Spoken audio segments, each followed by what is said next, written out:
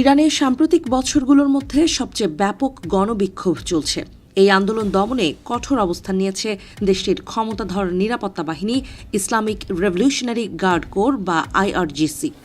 এক বিবৃতিতে তারা জাতীয় নিরাপত্তা ও ইসলামী বিপ্লবের অর্জনকে চূড়ান্ত সীমা হিসেবে ঘোষণা করে সরকারি সম্পদ ও জননিরাপত্তা রক্ষায় সর্বোচ্চ শক্তি প্রয়োগের হুঁশিয়ারি দিয়েছে।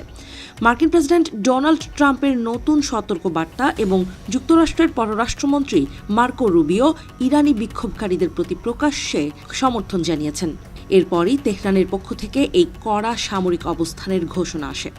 শনিবার এক বিবৃতিতে রুবিও বলেন, যুক্তরাষ্ট্র ইরানের সাহসী জনগণের পাশে রয়েছে। এই মন্তব্যকে ইরানের অভ্যন্তরীণ বিষয়ে হস্তক্ষেপ হিসেবে দেখছে দেশটির সরকার।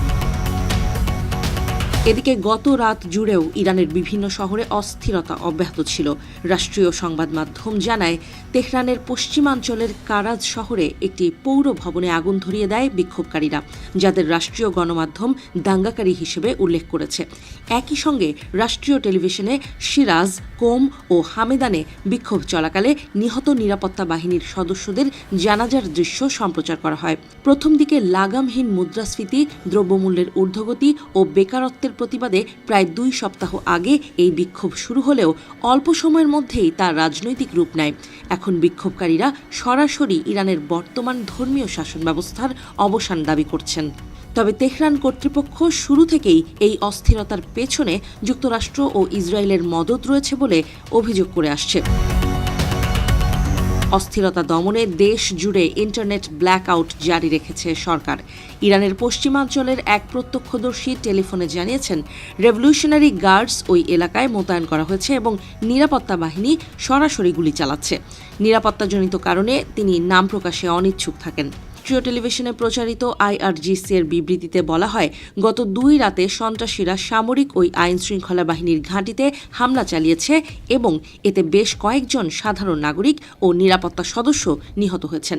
সরকারি সম্পদে অগ্নিসংযোগকে তারা সম্পূর্ণ অগ্রহণযোগ্য বলে উল্লেখ করে জানায়, 1979 সালের ইসলামী বিপ্লবের অর্জন রক্ষা এবং নিরাপত্তা বজায় রাখা তাদের জন্য একটি রেড লাইন, যা কোনো অবস্থাতেই অতিক্রম করতে দেয়া হবে না।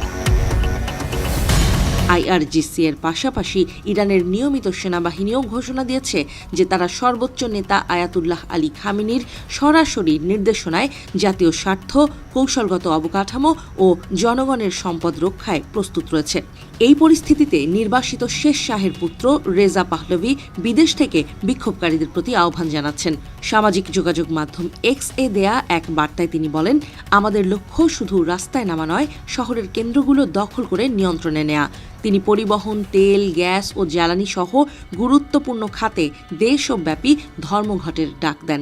তবে মার্কিন প্রেসিডেন্ট ট্রাম্প জানিয়েছেন, আপাতত পাহলভির সঙ্গে সাক্ষাতে তিনি আগ্রহী নন। এদিকে ট্রাম্প শুক্রবার নতুন করে হুঁশিয়ারি দিয়ে বলেন, আপনারা যদি গুলি চালানো শুরু করেন তাহলে আমরাও গুলি চালানো শুরু করব। তিনি আরও বলেন, ইরান এখন অত্যন্ত বিপজ্জনক পরিস্থিতির মধ্যে রয়েছে এবং বিক্ষোভকারীদের নিরাপদ থাকার আহ্বান জানান। মানবাধিকার গোষ্ঠীগুলোর তথ্য অনুযায়ী বিক্ষোভে এই পর্যন্ত বহু মানুষ প্রাণ হারিয়েছেন। উত্তর পশ্চিমাঞ্চলের এক চিকিৎসক জানান, শুক্রবার থেকে বিপুল সংখ্যক আহত বিক্ষোভকারী হাসপাতালে আনা হয়েছে। অনেকের মাথায় গুরুতর আঘাত, হাত পা ভাঙা ও গভীর ক্ষত রয়েছে। অন্তত 20 জনকে গুলিবিদ্ধ অবস্থায় আনা হয়, যাদের মধ্যে 5 জন পরে মারা যান।